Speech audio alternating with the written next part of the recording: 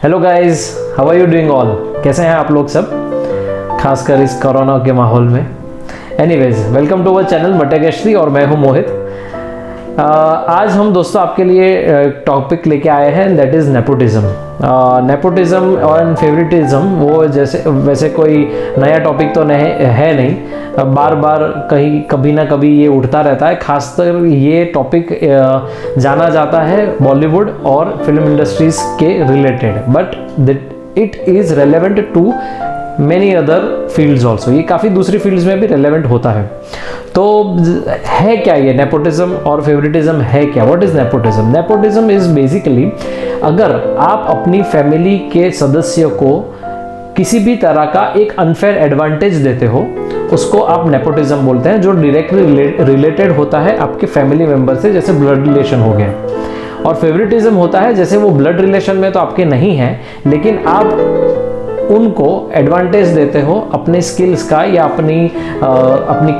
अपनी हैसियत का दूसरों लोगों को जो आपके फैमिली रिलेटेड नहीं है। आप फेवरेट हो, ये मेरा फेवरेट है तो मैं उसको जॉब दूंगा या मैं इसको कुछ तरह का एडवांटेज दूंगा, इस तरह से। तो that is all about.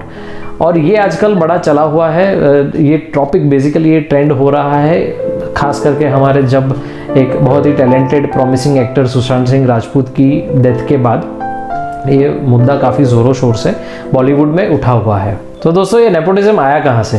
Nepotism आजकल का तो है नहीं, बरसों से सदियों से चला आ रहा है। आपने शायद एक मूवी में भी सुना होगा, ऋतिक रोशन का सुपर 30 मूवी था, उसमें वो बोल रहा है कि राजा का बेटा राजा ही बनेगा, फिर वो चेंज करने की ट्राई करता है। बट बात फिलहाल ये है कि अगर नेपोटिज्म एक ऐसी चीज़ है, अगर हम किसी और का देखें तो हमें तकलीफ होती है, लेकिन अगर खुद की बात करें तो लगता है कि नहीं, अगर मैंने ये इतना बड़ा बिजनेस या एम्पायर खड़ा किया है तो उसका हकदार कौन है? वो मेरा बेटा ही होगा ऑफ कोर्स। तो वो एक ऑब्वियस सी बात हो जाती है।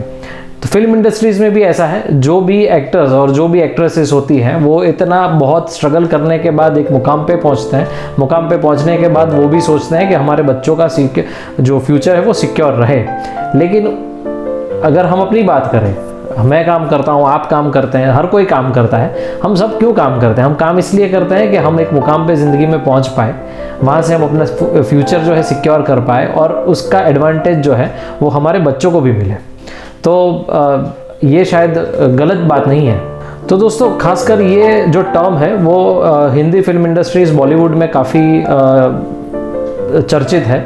अभी उसका रीज़न एक तो ये है कि बहुत सारे एक्टर्स और एक्टर्स के बेटे, हम लाइन से गिन सकते हैं, आलिया भट्ट हो, वरुण धवन हो, टाइगर श्रॉफ हो और एक्सेट्रा, बहुत सारे लोग हैं जिन लोग को वो एडवांटेज मिला है कि वो एक अच्छे स्टार्स के बेटे थे और उनको पहला लॉन्च पहली मूवी का बहुत अच्छे बड़े बड़े बिग बैनर्स देते हैं। और ये भी जो ट्रेंड है वो आजकल का नहीं है। अगर आप देखो तो ये चला आ रहा है 50-60 से। राज कपूर के बेटे, फिर राजेंद्र कुमार, आप देखो उनका बेटा कुमार गौरव, सुनील दत्त का बेटा संजय दत्त है। ये सब इस कैटेगरी में आते हैं। सैफ अली खान, इवन सलमान खान जो है वो सलीम खान के बेटे हैं। तो ये काफ़ी अरसों से चला आ रहा है और ये नया तो नहीं है। जैसे मैंने आपको बताया, जितने मैंने आपको ये सक्सेसफुल स्टार्स बताए, इतने अनसक्सेसफुल स्टार्स भी रहे हैं, जो लोग आए और खो गए, चले गए, किसी को आज पता भी नहीं कहाँ है। तो जो नेपोटिज्म का एडवांटेज है वो इतना ही है कि उनको एक लॉन्च मिल पाता है, उससे ज़्यादा कुछ नहीं है।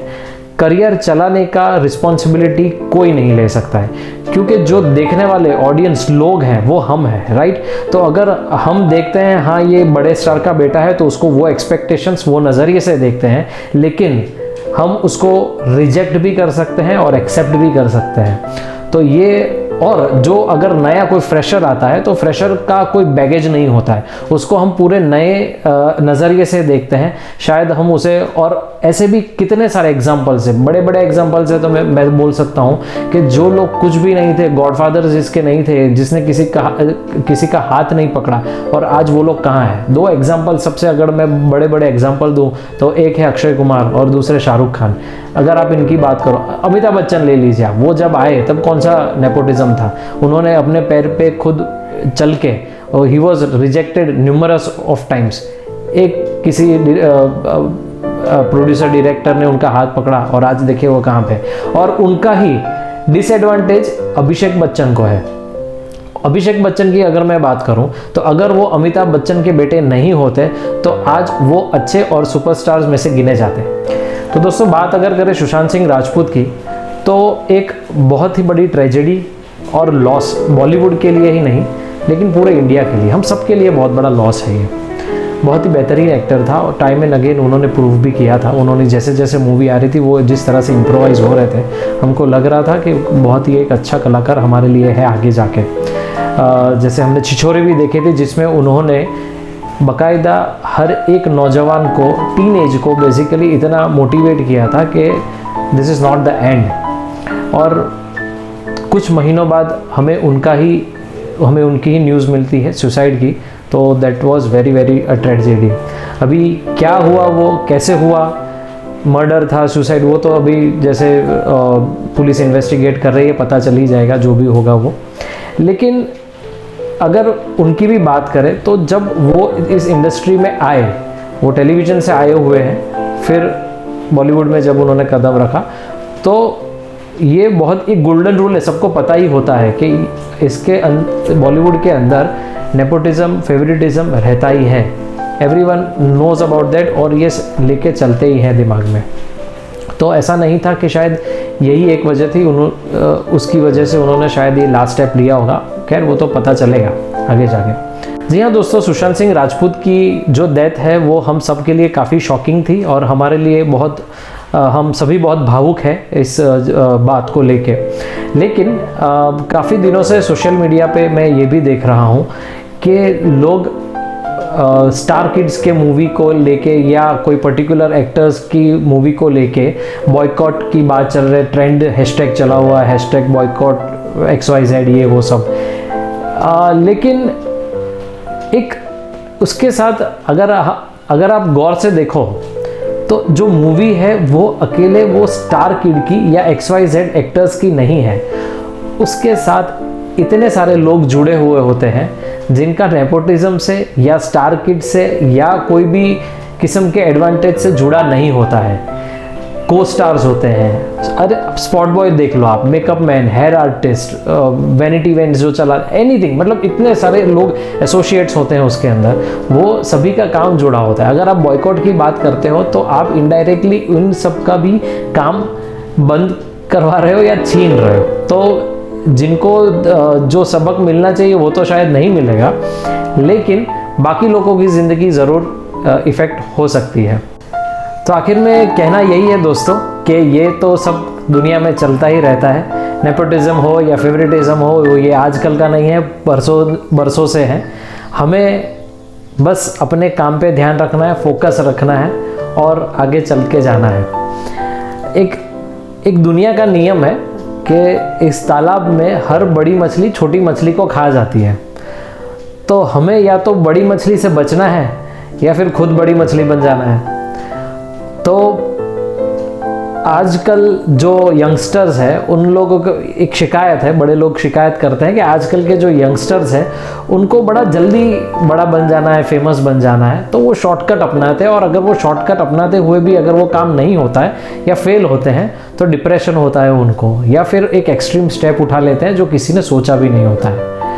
तो well, I am sounding like a motivational speaker, but ऐसा नहीं है। देखा जाए तो ये एक विशियस सर्कल है और उसके बीच में हम सबको रह के ही आगे बढ़ना है।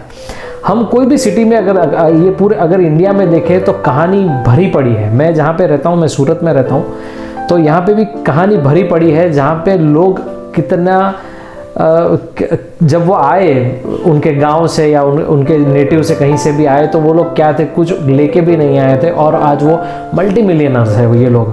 तो ये सब कैसे हुआ होगा, ये सब कैसे किया होगा, ये सब बड़ी उन्होंने मेहनत से, एक फोकस से, एक लगन से, एक जुनून से अपना काम किया होगा, आगे बढ़े होंगे।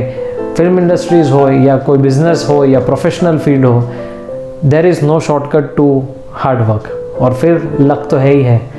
तो आखिर में दोस्तों कहने का मेरा सबसे इम्पॉर्टेंट पॉइंट ये है कि कीप फेथ इन योरसेल्फ। आप अपना जो भी काम कर रहे हैं वो दिल से करें, बने रहें नेवर गिव अप हज़ारों बार सुना होगा आपने, और मुस्कुराते रहिए। तो ये था हमारा ये आज का टॉपिक और ये आज का प्रोग्राम। ये मेरा जो ओपिनियन था, ये ओपिनियन आपको कैसा लगा? आप अपना ओपिनियन मुझे कमेंट बॉक्स में लिख सकते हैं, सुझाव दे सकते हैं। मैं शायद गलत हो सकता हूँ, मैं सही हूँ ऐसा नहीं है, मैं गलत भी हो सकता हूँ। तो आप अपना सुझाव ज़रूर दीजिए। आगे आप कौन से टॉपिक पे वीडियो देखना चाहेंगे वो भी मुझे ज़रूर बताइए इस कमेंट बॉक्स में। और अगर पसंद आया तो एटलीस्ट लाइक तो कर ही सकते हैं। So thank you so much guys, my self Mohit, thank you.